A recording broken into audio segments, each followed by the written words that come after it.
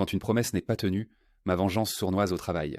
Donc après avoir été baladé avec des promesses de CDI et un CDD de 3 mois, prolongé pour 1 mois sans aucune avancée, ce qui est super frustrant surtout après avoir déménagé à 2 pas du taf, et avec le fils du boss qui sortait des excuses bidons pour ne pas me garder, j'ai décidé de mettre la pagaille dans le stock, histoire de leur laisser un souvenir mémorable.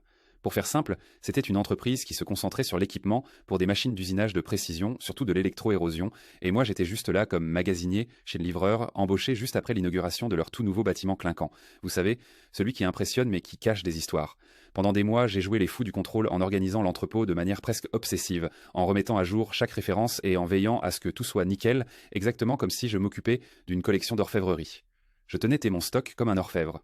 Alors pour mon dernier jour, j'ai eu l'idée brillante de leur laisser un souvenir inoubliable. Il y avait ces petits tubes super fins en cuivre et laiton, mesurant entre 10 et 20 cm de long et ayant un diamètre de 1 à 10 millilitres, tous parfaitement emballés par paquets de 10 dans des tubes en plastique. J'ai passé une bonne heure à défaire ces paquets en plastique et à mélanger tous les diamètres en m'assurant qu'il n'y ait qu'un petit minimum de différence pour que ça passe inaperçu aux yeux de ceux qui vérifieraient.